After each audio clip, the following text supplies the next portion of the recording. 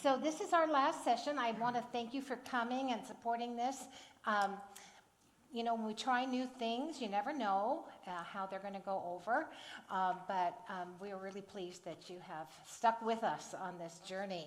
I'm going to start again with a brief devotional, and then we will get started. Today is going to be, it might be a tough day for some of you. We're going to be talking about grief, and you're going to be observing some people who are going through stages of grief. So it might be tough. And if it is, please know that you are free to get up, move around, leave the room if you have to. This is a safe place also to feel whatever you're feeling. So please know that this might be a little bit tougher day for some of you. But I think it's going to be worthwhile to go through the video that we're going to go through and talk about the issues that perhaps all of us are facing as we deal with grief. I'd like to start with another reading. This comes again from Henry Garapi, who is a Salvation Army captain, and he is writing about hymns, well-known hymns that we know, and how they tend to get us through those seasons of grief. Henry B. Lytle, who pastored a poor parish church among fishing people in the coastal town of England, battled asthma and tuberculosis through his life. Despite physical frailty, he labored diligently and was greatly loved by his people. When admonished to spare himself, he coined the now well-known phrase, "It is better to wear out than to rust out." His health worsened to the point where he was forced to seek out a warmer climate in Italy. It is recorded that he almost had to crawl to the pulpit for his final sermon in 1847. Shortly before his move, weakened by the ravages of the lung disease and facing the pending sorrow of a permanent farewell from his beloved parish, he walked by the sea, this time with a very heavy heart. Soon he would be a stranger in a strange land. By the seaside, he watched the setting sun, realizing that his own life was ebbing to a close of life's little day. In those sad moments, he pondered the prayer and assurance of a manuscript that he was composing. He returned to his study to put the final touches on his poem, which became the immortal hymn, "Abide with Me." He gave the words to a friend who put it in a trunk where it lay for 14 years.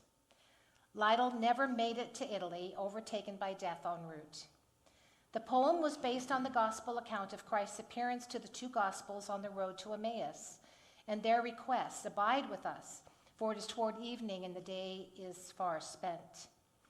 Light wrote the words to be read, not sung. The tune to which we sing Lytle's words, "Eventide," was composed in just 10 minutes, also in a dark night of the soul. William Monk wrote it while he himself was experiencing a deep personal sorrow. Every believer is a traveler on the Emmaus road.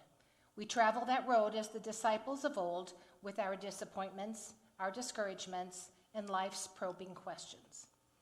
The risen Lord still comes to his followers in need to walk with us and talk with us along life's road of sorrows. He opens to us the glowing meaning of his word and his mighty work on our behalf. The words of this song are essentially about death. The imagery of the ebbing tide of life is taken from the sequences of the passing day, eventide, deepening darkness, and fading glories. The song climaxes with the shadows fleeing before the breaking of heaven's morning. The last two lines of the song became an epitaph engraved on Lytle's gravestone. Let us make the petition of this great hymn our own prayer and experience. Then we too will know the radiant presence of the risen Christ, who will flood our prosaic path with his grace and glory. Abide with me. Fast falls the eventide. The darkness deepens, Lord, with me abide. When other helpers fail and comforts flee, help of the helpless, oh, abide with me. Swift to its close ebbs life's little day. Earth's joys grow dim, its glories pass away. Change and decay, and all around I see. O thou who changest not, abide with me. I need thy presence every passing hour. What but thy grace can foil the tempter's power? Who like thyself my guide and stay can be? Through cloud and sunshine, oh, abide with me. Hold thou thy cross before my closing eyes. Shine through the gloom and point me to the skies. Heaven's morning breaks and earth's vain shadows flee. In life, in death, O Lord, abide with me. Let us pray. Gracious God, indeed you abide with us each and every day, from the rising of the sun to its set, from our waking moments to our sleeping. You stay with us, you abide with us.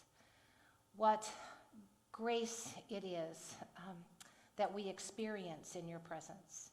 And so today, as we explore grief, may our hearts be not only renewed, but may we also sense your presence so that we might have our grief lifted, our sorrows lessened as we consider the losses that we face in our lives.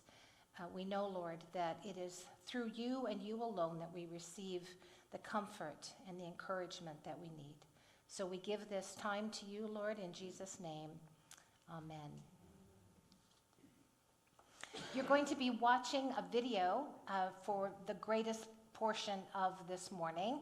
We're going to take a break about halfway through for some time to discuss and just to take a breather. And but I want you to, if you have a pen and pencil, jot down any notes you might have, things that you might want to ask during that break, comments you might wish to make. And then toward the end, again, we will have some time for discussion. And also, I hope you picked up your handouts.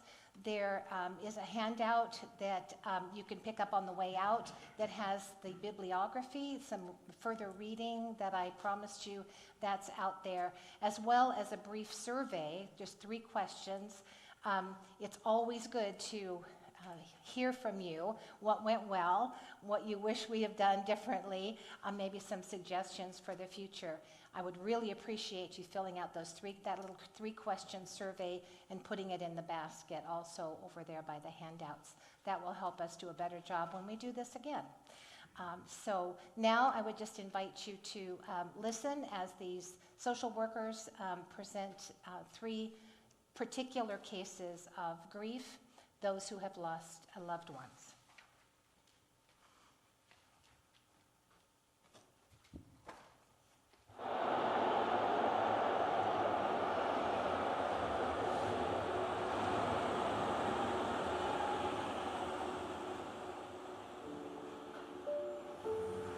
The death of a loved one is the deepest of sorrows, throwing every aspect of our lives out of balance. To endure our sorrow, we must face our loss and give full expression to our grief. And we must trust that we can rebuild our lives. Whatever our grief experience, it's important to be patient with ourselves and allow the process to unfold naturally. I was awakened by the police at my door, notifying me that my daughter was in a car accident.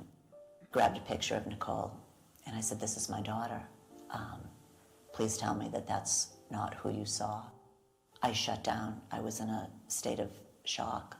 The initial pain, I couldn't catch my breath. I felt like I was going to throw up all the time. It was just such a sense of unreality. I felt that there was a split, that all of a sudden I had shifted into a different world that just didn't make sense to me. I went to Florida to visit a friend of mine, and it involved going on a really early morning flight. My husband got up and he took me to the airport. I got to Orlando and we drove to my friend's house. We stopped for lunch, and I thought, I think I'll call Hal and let him know I'm here okay. The phone rang and he didn't answer it, and I didn't really think anything of it because I figured, well, he's out with his friends. So time went along, and about 4 o'clock I called again, and I called his cell phone. I called the house, and there was no answer, and made me nervous. Phone call came in on my cell phone, and I saw it was my sister's phone number, and I thought, this isn't good. And she said, "Are you sitting down?" I said, "Okay, I am." And she said, "Hal's passed."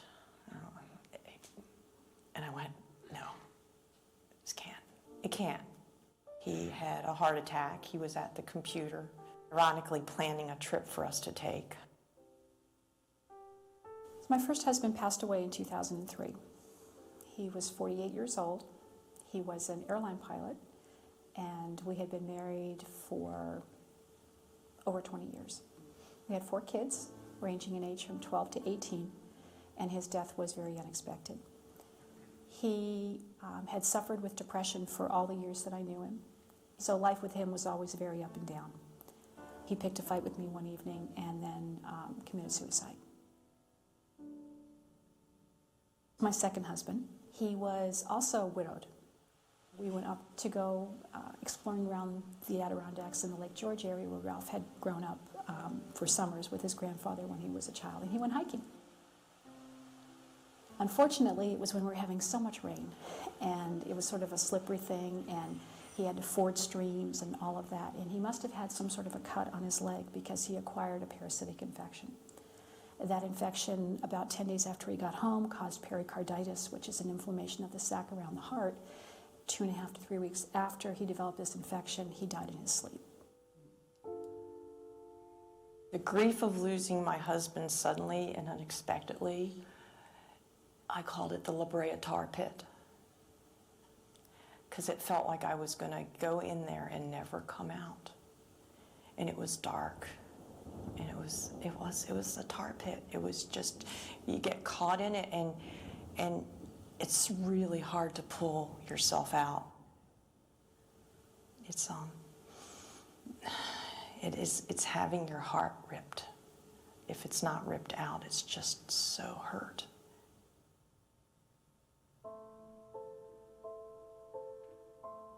While we're experiencing the pain of the death of our loved one, we may also experience secondary losses. These are the ones we experience as a result of the death of our loved one. Secondary losses are real, and they can have a profound effect on our lives. Seeing her get married, son-in-law, if she was going to have children, Nicole was such a strong force in our family. All the family dynamics have changed for us. My son is really an only child now. I've lost friendships, people who just feel it's too painful, people that were very close to me that have disappeared just because they don't know what to say anymore. Christmas time, holidays, family gatherings is just such a strong presence that's missing. I remember one of the first things was realizing, I don't have somebody to go to that gala with. I don't have a partner to sit at the table. So there's that kind of loss of your date, this is not funny. One of the horrible secondary losses, because he died in January, was it was so cold. My bed was cold. I started getting those little things you could put in the microwave to heat up, just to warm my bed up because there was nobody to warm me. To me, it's like when you throw that little pebble in the water and those little ripples keep going out. Nicole's loss will be forever constant and changing in my life.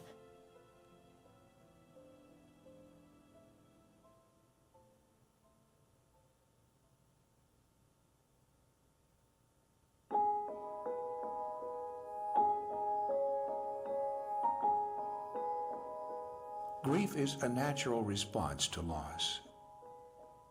It's the emotional suffering we feel when someone we love dies. Grieving is a personal and highly individual experience.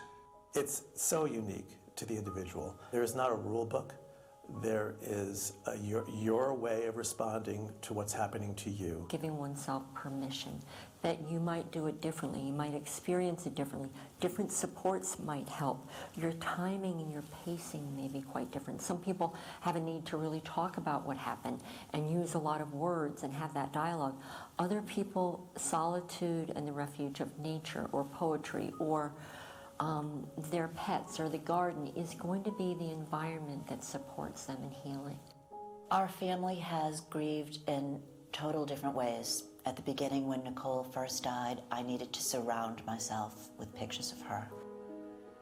My husband couldn't bear to look at her pictures. My husband was very free to cry all the time. I also had to stay very busy. I couldn't give myself a free minute in my head. We were in totally different areas. We also couldn't necessarily find a lot of support from each other. We were both broken people. My son was 22 when his sister died. It was hard for him because as a 22-year-old young man, young people don't have a loss like that. It was very hard for him to find support with friends. It was just very hard for the three of us to sit down because we're in three totally different areas. We couldn't mention her name as a family.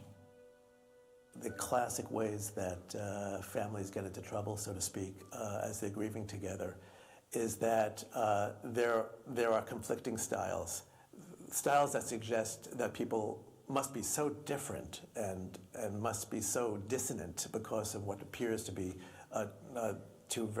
such profoundly opposite, you might say, ways of grieving.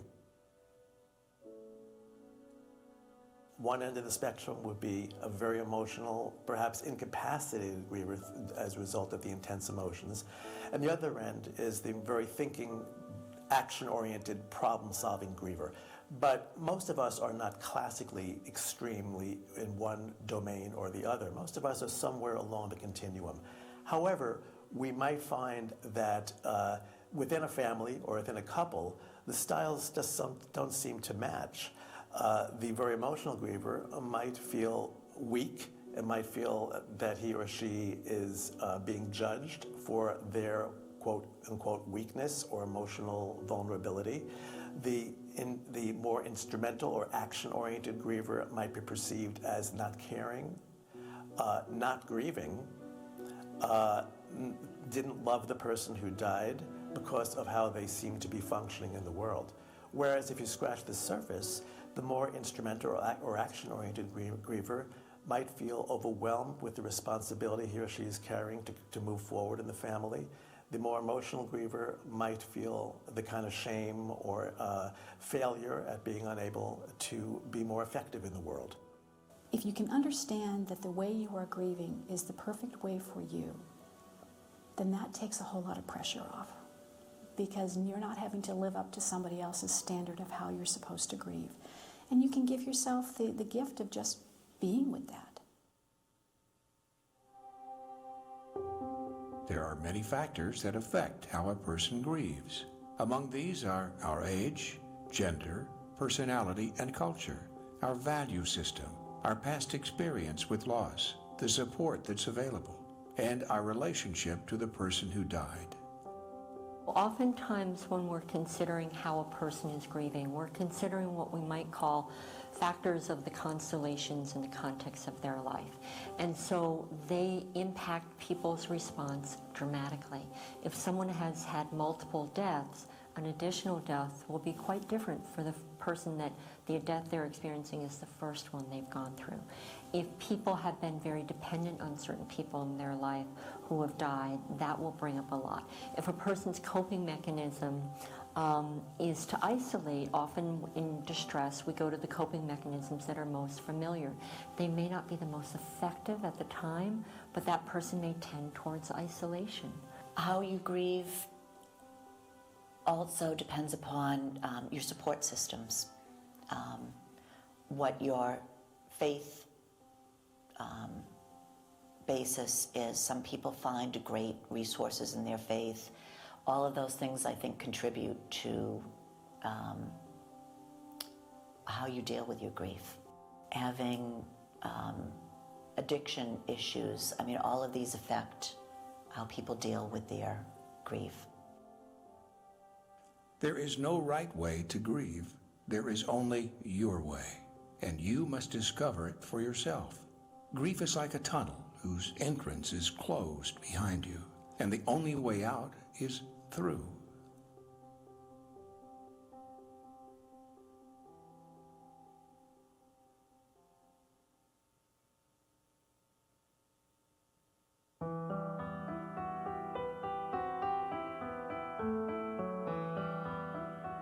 Grief affects us physically, emotionally, and spiritually. Our whole being is impacted. Grief for me was very physical at the beginning. I didn't think I could survive the pain, the physical pain of her death. I think now when people talk about a broken heart, it's a physical pain. I felt like I couldn't catch my breath. I couldn't eat. I couldn't sleep. I couldn't concentrate. I'd constantly lose my focus. I thought I was losing my mind. It could be a very visceral, very physical feeling. Sometimes we worry that we're having signs of illness. It's not a bad idea to get, if you're worried about that, to go to the doctor if that's what you feel you're inclined to do. Get a checkup. Hopefully you'll be reassured to know that it's part of your grief. I thought I was going to die. I was sure I had cancer. I was going to have a heart attack. And on the other hand, I wanted to have one of those diseases. I almost thought it would be easier to be with her that way. I felt like I was slogging through the days, and I was exhausted. And I would take naps, but at night, I couldn't sleep. And I have this thing where I'd awaken every 2 hours. And early on, it felt like I was coming up like a submarine periscope, coming up and looking around and almost checking, did that really happen? I mean, because when you go to sleep and then you come back to the reality, it's like, oh yeah, that happened. So physically, just the heaviness and the exhaustion and the, trying to keep on doing things, but really not having a lot of vitality.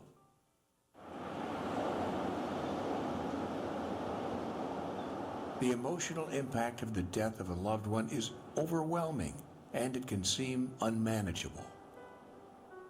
As of numbness and disbelief, anxiety, anger, questioning, longing, yearning, tremendous sadness. Looking back, I think I was in shock for a long time. I didn't cry. I couldn't cry. It's almost like I felt I had to hold myself in, because if I let those tears come, they'd never stop, and I would literally die from the pain. I just couldn't imagine life without Nicole. I didn't think it was something I could survive. Emotionally, it's just a roller coaster. And emotionally, there's also, as I mentioned, that possibility of feeling that guilt when all of a sudden one day you start laughing and then you go, whoa, how can I be laughing? I'm a widow. Oh, and using that word the first time, the look on my son's face when I said, I'm a widow, and he goes, I mean, it's just it's a shocking label to have.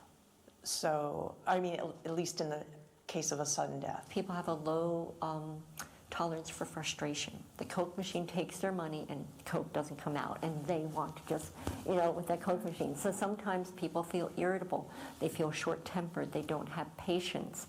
And part of it is because grief, especially if it's someone really close to you or traumatic or unexpected, it overwhelms us. And when we are overwhelmed, we do not access our processing capacity to the same degree that we did before. Sometimes after a loved one dies, we find ourselves left with unfinished business. Sometimes there's something that we didn't say that we wanted to say. Sometimes we didn't respond in a moment of need the way we wish we had. Sometimes we wanted to let the person who died know that we forgave them for something they did, and there wasn't time. And sometimes people hold on to that and they feel great guilt and they feel great pain. And so I think that finding ways to address those issues and seeing if people can gradually give themselves permission, whether they're writing their loved one a letter, whether they're writing themselves a letter, whether they're working it out within their faith community, but having expression for those regrets. Grief can have both positive and negative effects on our spiritual life. Spiritually, it makes you dig deep. It tests your beliefs. You know, I can say I know everything has a reason, but there are times it's like I still say, why? Why? I mean, 3 years out, why? I just still don't get it sometimes. But then I go, everything has a reason. It all works out. There's a plan. Something good will come of this. It was his time, and you just keep going back to whatever the mantra is that soothes you. My faith was shaken, though. I thought, how could God not listen to me? I asked every day to protect my children. I said that prayer every morning, every night. It was the first thing I thought of as the police was talking to me. I thought for a minute, did I not say my prayers before did I not ask to keep my children safe tonight? And I was mad. I was mad at God for a very long time. I still struggle with my faith. And again, it's something that I feel it's another loss that I've had. I feel that I've lost a little bit of my faith because of Nicole's death. On the other hand, in a way, I almost feel that I'm more spiritual in a different way. I do believe very strongly that I'll see Nicole again. And I think that's one of the reasons I had to make a choice to come out of my grief and start to live again. Thinking about a woman I worked with who, after her son died, found that whereas prior to his death, she had great solace from attending church. She and her husband, after the son's death, would walk to church, and she would find herself overwhelmed with nausea and rage as she got to the doors of that church. I worked with her to help her begin to understand that, well, help her begin to express her grief for the death of her child. But I felt that there was spiritual work to be done. And I referred her to a colleague of mine who is a nun, since this woman was Catholic. And I remember after her first session with Sister Mary, she came back to me and she said, everything's changed. And she looked lighter. I mean, it was uncanny to see how her whole physical body seemed to have transformed and improved after a single meeting with Sister Mary. And I said, what do you mean everything's changed? And she said, well, Sister Mary said that it's okay for me to be mad at God. She said, you have a lot to be mad about. She affirmed my anger. And she said, and if you want to fight with God, that's okay too. And if you want a partner in the fight, I'll fight right alongside you. I remember sitting upstairs. I had constructed a little altar in my room of stones and shells and some candles. And I would just sit there at night and look at the candles and say, okay, if you're out there, God, you got to help. I just sat there for a long time, and I remember thinking, well, I used to feel joyful, and what does that feel like? Do I still remember what it feels like to feel joyful? And I just sat there, and after about 10 minutes, I felt a little something in my chest, and I went, oh, that's what it is. It's still there. And that was a real turning point for me, because it caused me to remember that joy was part of who I was, part of who I am, and that I could return to that. And it also gave me hope, because I knew that after my first husband, the joy did return, and I was able to go on. And so I chose in that moment to remember that joy was not only possible, but I knew it would come back.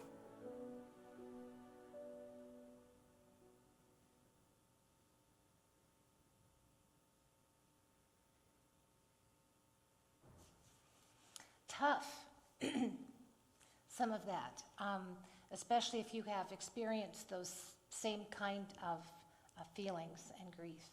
But I have found this to be also very healing, to continue to watch this over and over again and realize that what I have experienced and what other people have experienced may be different, but we all go through this at some time or another in our lives, and it's good to be able to understand it as we go through it. So I asked you to just kind of think about things you might have experienced and want to share. There is absolutely no need to share if you don't want to, but I thought sometimes it's good to speak out what you're feeling. So is there anyone who would like to speak to anything we've seen so far?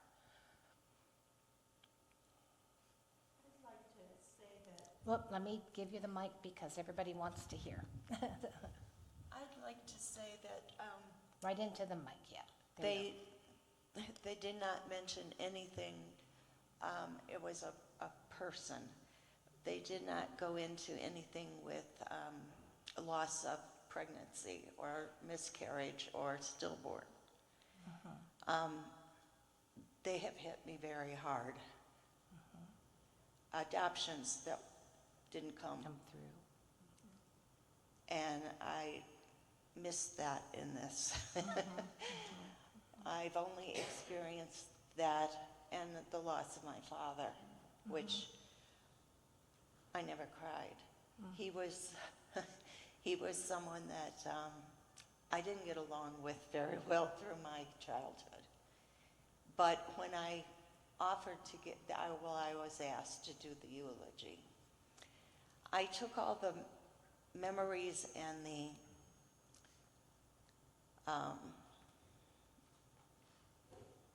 attributes that he had and turned them into a positive instead of a negative.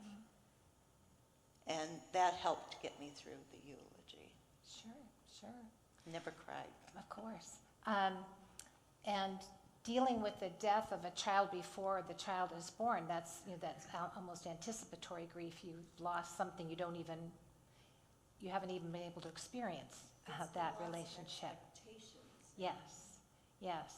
Having had that happen myself, I know that's how hard that is. It's very, very difficult. And it's the loss of a loved one. It is. One that you haven't been able to experience yet. Yeah. Anyone else wish to share? Questions that you might have had as you watched this?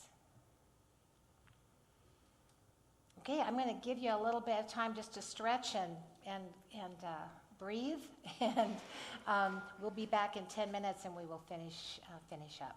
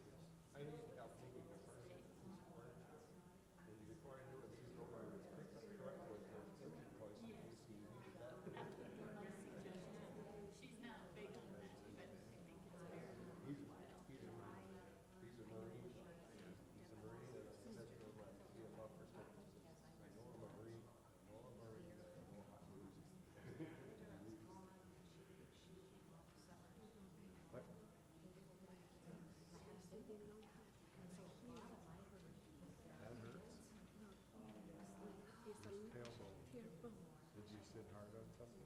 Fall on the butt? It's just the chair, basically.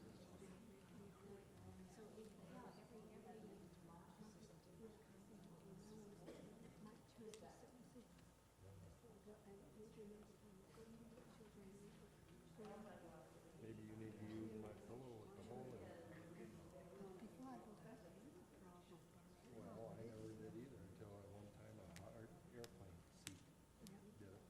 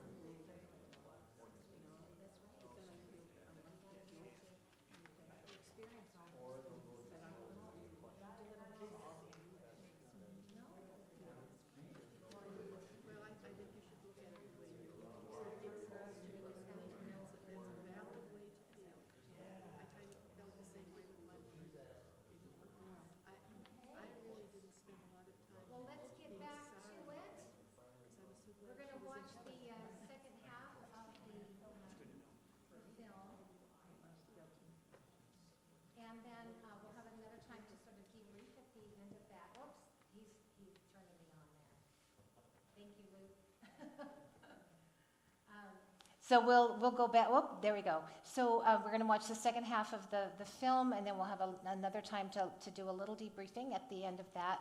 And if you also, I just thought about it, if you did not receive the 5 wishes, we have more of those now. So I ordered more of those. We have those available. So if you would like to have another copy or 2 of the 5 wishes, just let me know. I have those with me today.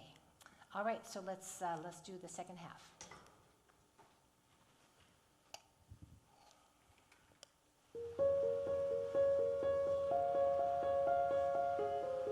There is no time frame for grief.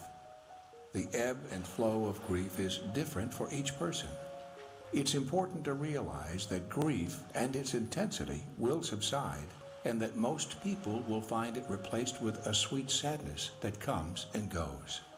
If only it was predictable, because then you would actually have an end.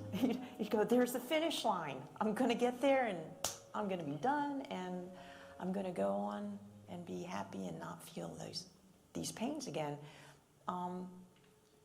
No, it's not predictable. I'm really always cautious about the time. I think if people are finding within a year, if they're having a hard time functioning in their daily lives, if they're feeling hopeless, if they're feeling empty, if they can't find joy, it would be very helpful to get some support. Many people also say, wow, I made it through the first year, so I'm good. And then it sets in, wow, the whole rest of my life without them here. And then what? And the rebuilding, if you will, in some ways of life, those questions come in a different way that they could never come in at the first 3 months. I worked with a woman whose life was turned upside down after her husband died. And when it was about 6 months after the death of her husband, her mother, in absolute frustration, said to her, "What's wrong with you? It's been 6 months. Why are you still grieving?" Now, from her mother's perspective, grief had a timetable.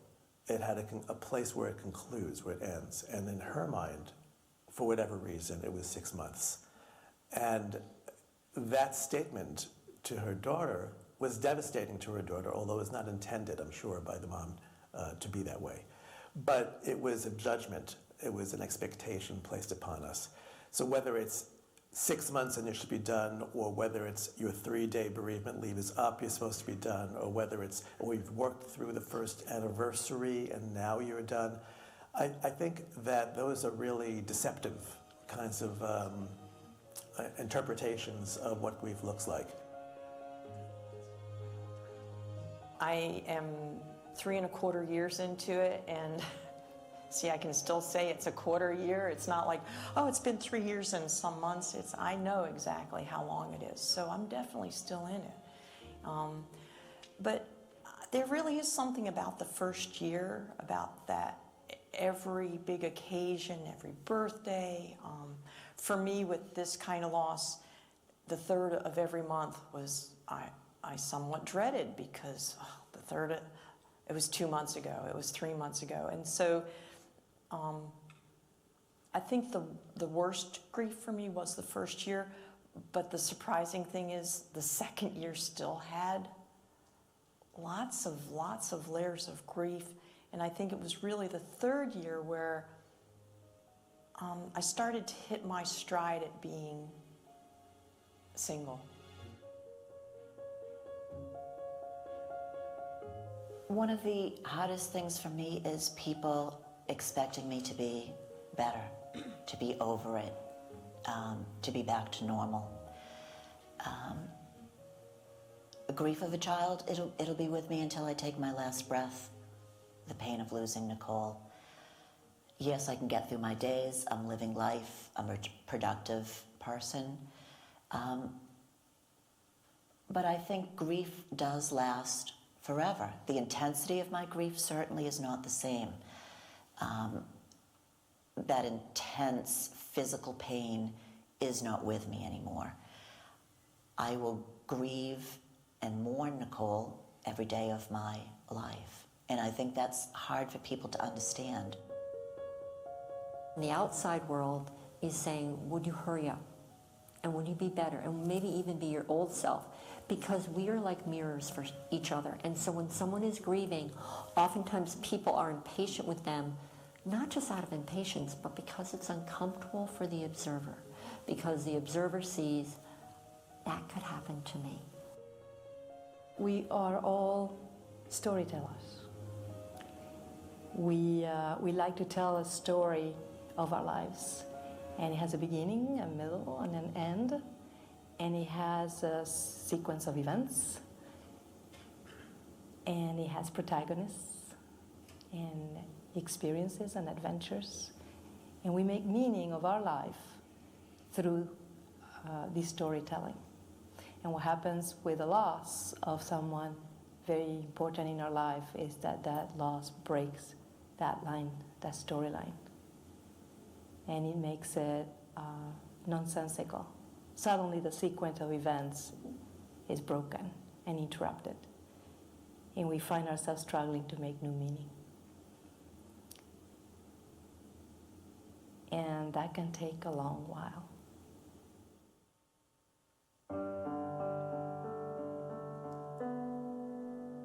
Often our grief feels so hard, sad, and painful that we want to move away from it. Memories buried alive never die. You're still carrying it with you. You can't move away from it. It's not sitting there and you can move away from it. It's inside of you. You can't. It's there. So you either meet it and go through it, or you carry it around, but it's still affecting you. So no, you can't run away from it. I think you need to run into grief face first.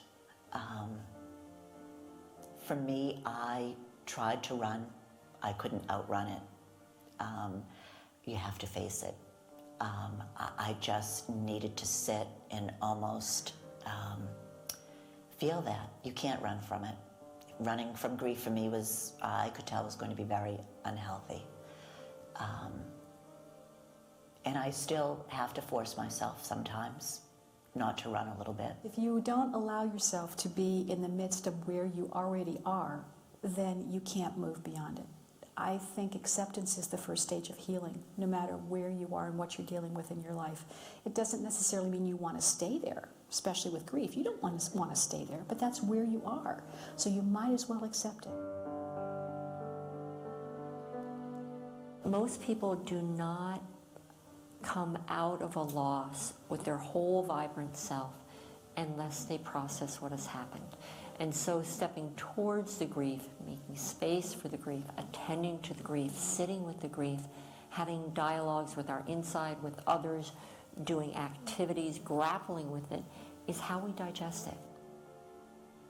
Go through it and meet it as it comes, and start to recognize this isn't going to be forever. I think that's the huge thing my counselor gave me was, you feel it, but it's not going to be forever. It feels like it will be forever, but it's not going to be forever. I didn't believe anyone at the beginning, but it's true. It's not going to be forever. You know, you'll go to sleep and you'll wake up and it will be a different day, and maybe the sun will be shining instead of an ice storm, and you'll go, oh, I feel so much better today.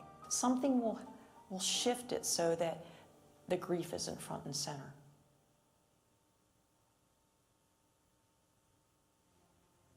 An important factor in living with grief is having the support of other people. Sharing your loss makes the burden of grief easier to carry. Connecting to others will help us heal. People need a space where they can feel and express their feelings and tell and retell the story as many times as needed without judgment. Right off the bat, I knew I needed help. Thought somebody could fix this for me. I joined a support group. My husband and I did 2 weeks to the night of Nicole's death. And that held on to that little piece of sanity I had left, being with people that truly understood how I felt. I hated going, but there was a part of me that couldn't wait for those 2 weeks until the next meeting. Support groups can be for some people, and they're really useful in that way because it's nice to have somebody to talk to about your experience. But there are people that process their grief better when they're private.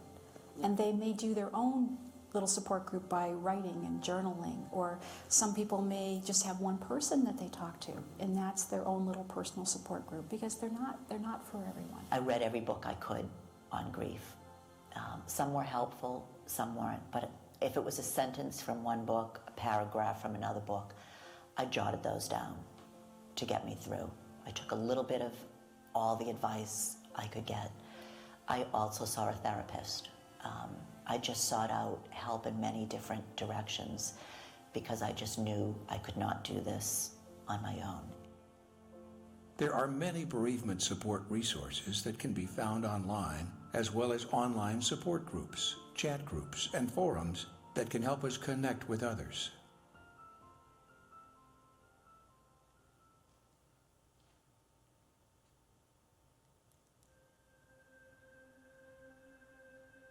The death of a loved one is always difficult. People suffering a loss typically experience acute grief for a season of time, after which the pain of the loss begins to subside. While our feelings of sadness may never go away, most of the time, though, grief will run its course. Sometimes, however, the stress and loss can be so severe that our grief symptoms increase rather than decrease, and we progress into a complicated grief. If a person cannot shake the sadness, the anger, the anxiety for a very, very long time and cannot reinvest in life, then we're talking about complicated grief. It's a grief that's so intense and so lengthy that it doesn't allow us to become reintegrated into society and daily life. Complicated grief is a result of circumstance, meaning it could be a series of losses or deaths during a short period of time. It could be the death of someone who we had a conflicted relationship with, and we have, the term unfinished business that's affecting how we grieve. It could be a death after a prolonged illness where our whole sense of purpose in being in the world was caregiver, and now suddenly this death has occurred and we don't know what we're living for anymore. The death of a child often becomes a complicated grief because we think of it as being a death out of order. Another reason for grief being complicated might be a pre-existing psychiatric challenge that the person's living with. So if you had, prior to this death, challenges around depression or anxiety or any other psychiatric issues that were there and stuff that you were dealing with or trying to deal with to the best of your ability prior to the death, it may become a complicating factor in how you're able to manage the intense emotions that come with that loss. If you feel you're becoming stuck in your grief and you find you can't move forward, it's helpful to reach out for support. Whether it be a counselor, a spiritual director, a pastor from a parish, a therapist, or a bereavement group. The nice thing about bereavement groups is that they have and build a community, a safe space for someone to process the grief, along with others that have experienced not the exact same, but something similar. And they support one another and teach each other to survive that event. One of the things that I often hear is, I don't want to burden my family or my friends, so I don't really tell them how bad it is. And then what I realize is that person is at risk of being isolated and not getting what they need. And maybe their family could hear it, but they're not sure about that. And so I think whenever someone's not feeling safe or feeling like, wow, this is hard and I'm just not sure, that's a really good sign that it would be helpful to reach out for help. And people often say, well, I should be able to do this on my own, and if I was strong, and my loved one wouldn't want me to do that, or what have you, or they've never been in counseling. And it can feel sort of awkward. What I know is when people come to counseling, they have a fair amount of strength because they've been willing to tolerate being vulnerable and saying, I could use some help.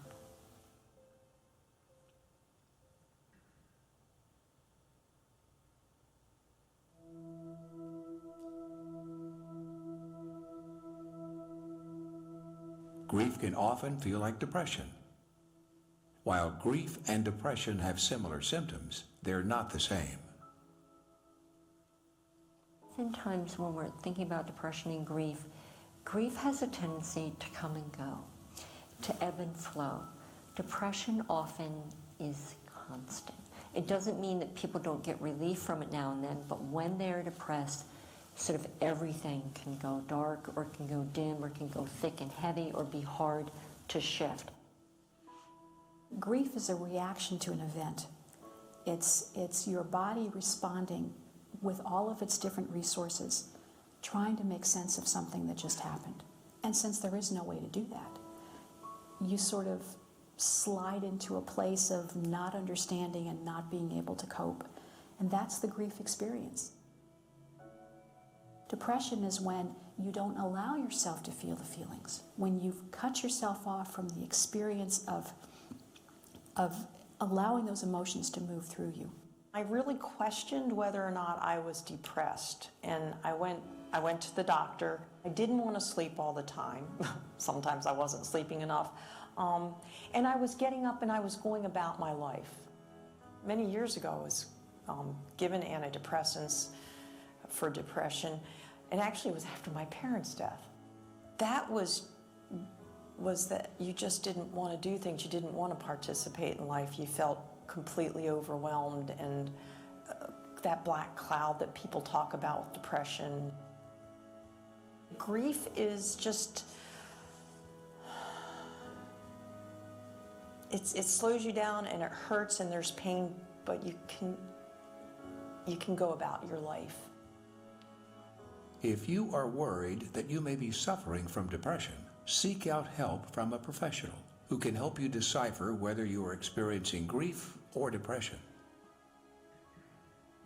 It really can help to speak to a professional who has expertise in grief to help you begin to determine collaboratively whether this is what you're experiencing is the result of depression that's complicating your grief experience.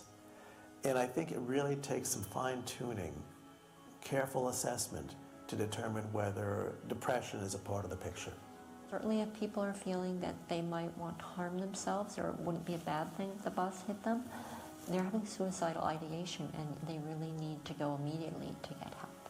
And that can be 911, that can be a suicide hotline, that can be calling a friend and saying, please take me to the emergency room.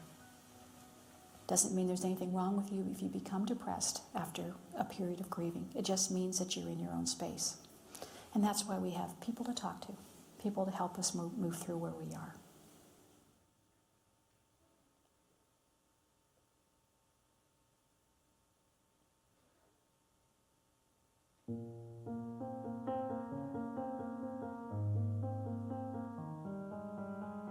There are upsurges of grief that we come to expect. Anniversary days, birthdays, holidays, family celebrations. Then there are ones that come out of the blue. They can happen at any time, and sometimes many years later. They are common and normal, and they are part of the grieving process. Everyone warned me what it would be like for a holiday, for an anniversary, for a birthday. I did have suggestions with how to get through some of those difficult first holidays, first seasons. What I wasn't prepared for was New Year's Day. All of a sudden the calendar changed into a year that Nicole was no longer in. Came out of nowhere. No one had mentioned that to me. I thought I had myself safe for Christmas, safe for her birthday. I had a plan, and I was completely blindsided when we turned the calendar. And I was facing a year that she had never lived in. It was the first time for me that I realized it's those days that you least suspect that sneak up and grab you. Our son got married last August, and his dad wasn't there to see it. And that brought it up. It did. It's like Hal should be here. And we only had the one child, and he and Chris were so close, and it was so, yeah. And maybe that's something somebody can anticipate, but you want to be joyful, and you don't think about how the grief is going to be there. All of a sudden, a song, a smell. Even years later, I see someone with the same shade of hair that she has. Sometimes it's as physical as if someone slapped me in the face. It's a gripping pain, and I'm right there instantly, just last seconds sometimes. Other times I see a girl that looks like Nicole, and a smile comes to my face because I'm flooded with a memory of Nicole that's beautiful and peaceful. And that's still difficult for me because those things that grab you so unexpectedly, you can't prepare for. When my daughter was born, which was about somewhere around 10 years after my dad's death, it was our first child.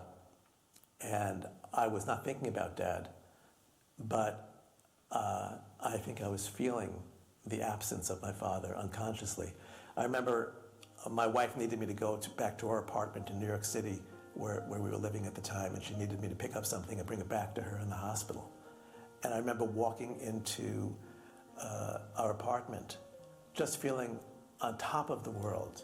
It was the happiest time of my life. And suddenly I just found myself falling onto my knees and weeping. And I didn't even know why at first. And I realized I needed my dad. I compare it sometimes to water simmering, and you have that nice little simmer going all the time, but for whatever reason, you just start to bubble over. And sometimes it's no reason at all that I can just be heartbroken. While upsurges of grief can often catch us off guard, sometimes we can protect ourselves and plan ahead.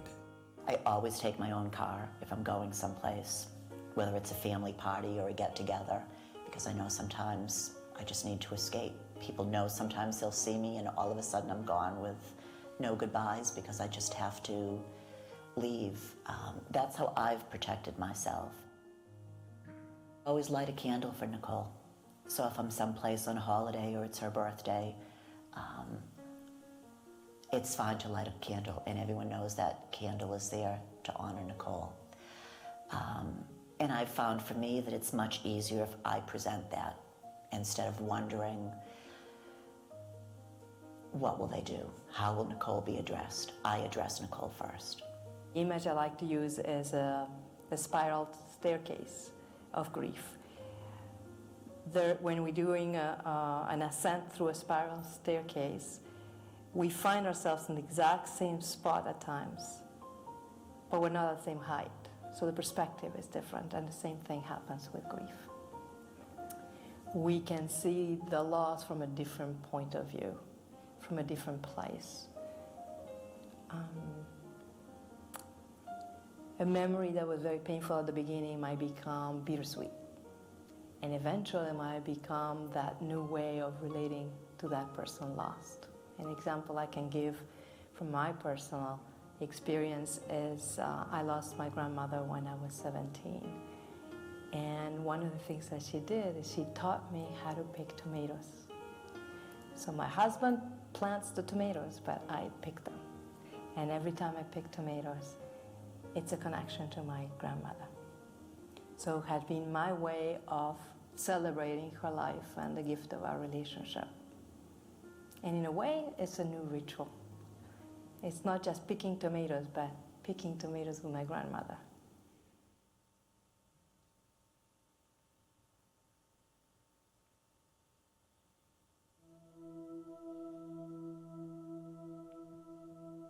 Our lives are changed forever when a loved one dies. As time passes, we learn a new normal and find a way to incorporate our pain and loss into our lives. For my first few years, I think I just existed. I didn't know where my life would go. It was very easy to say safe and angry. It's not how I wanted to spend my life. It was very hard for me to decide that I needed to live life again. Helping someone else, that was to me finding my footing into living again. No, I didn't want to just exist. I did want to live life again and honor Nicole's memory. You don't get over grief. You learn to live with grief. I have a greater sense of purpose for my own life. I have a greater understanding of myself and my children and other people that are going through this. And I look at these experiences as, though difficult, as also gifts. Because if I hadn't gone through them, I wouldn't be who I am today. Allowing ourselves to grow and looking for opportunities to notice how we're changing. That can be a really positive experience through all of this. If we try our hardest to get back to who we were, that may be a very difficult and perhaps impossible task. If we are willing to say, this is changing me, how is it changing me? Is there something even that I can learn from this? Maybe there's something that through all the pain and sorrow has come out of this as positive. I think what takes me past surviving into thriving are my spiritual beliefs. It's being with friends who make me laugh. It's having a silly dog who does crazy things and you can't help but laugh. I think thriving is getting over feeling guilty that, oh my God, I feel good. How can I feel good? I've lost this person I love so much. Well, they don't want you to suffer. You don't honor, I don't honor Hal by being sad and depressed. I honor him by being the person he saw, that he loved. So when I thrive, I honor him. And it's not always easy to thrive, but it sure feels good when you do. If you allow grief to be the defining moment of your life, you're going to miss all the wonderful things that will happen after that. There is joy on the other side of grief. There is hope. There is expectation. There is happiness. There is a whole new world. And the key to getting there is to allowing what happened to you to process through so that you have a space inside of you to let the hope in.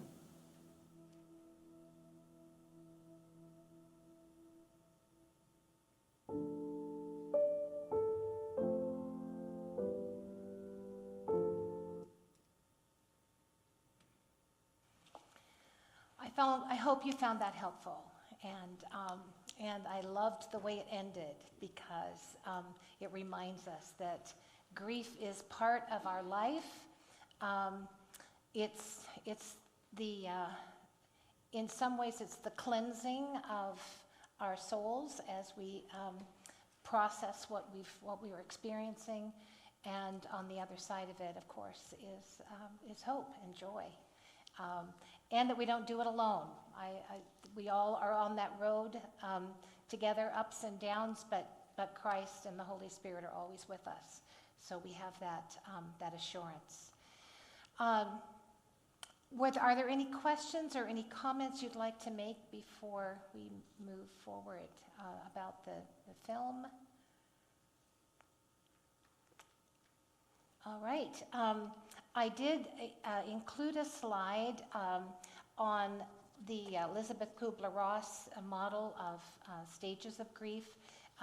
She has 5 stages of grief that are mentioned, and there are handouts again on the back table for this, that we move from denial to anger to bargaining to depression and finally to acceptance. But this is not a straight shot. This is not on a linear basis. This is a back and forth, and sometimes you're here and sometimes you're there, and you can go back and forth through these stages all the time. But at the end, the acceptance at the end is our way of saying, okay, I have experienced all of these things. We'll probably experience them again. But we have a new plan to move forward. We have a plan to move forward and move out of our grief, or move through it. I love the way they talked about grief being a tunnel where the entrance is blocked. So the only way to go is to go through. We can't go back. We can't undo what the experience that we've had. So we must just move forward. But it comes in waves sometimes, this experience of grief. And we shouldn't expect that we move forward somehow linearly from one stage to another. It's not how it works. Okay, well, again, I would really hope that you will fill out your surveys and drop them in the basket there at the door, so that we can improve this session, so that we know what worked for you, what might not have worked for you, what suggestions you have. But rather than end in sadness, I want to end with some laughter. This is from a little book called A Senior Moment is Just a Wrinkle in Time. An elderly man and his wife, married 60 years and in good health because of the wife's insistence on healthy eating, died together in a car crash. They stepped into heaven together and were greeted by St. Peter, who began showing them around their new home. The couple was astonished at heaven's beauty. They were thrilled to meet their friends who'd passed away before them. "This is truly paradise," the wife exclaimed. Just then, the husband spied a splendid golf course. "How much are the green fees?" the man asked St. Peter. "Like everything else is here, it's free," St. Peter replied. "You can play whenever you like." Angrily, the man turned to his wife. "If it weren't for you making me eat broccoli all those years," he growled, "I could have been here years ago."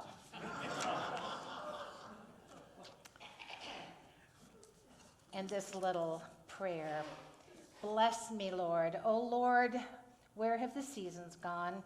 It seems my day was long before the kids today were born.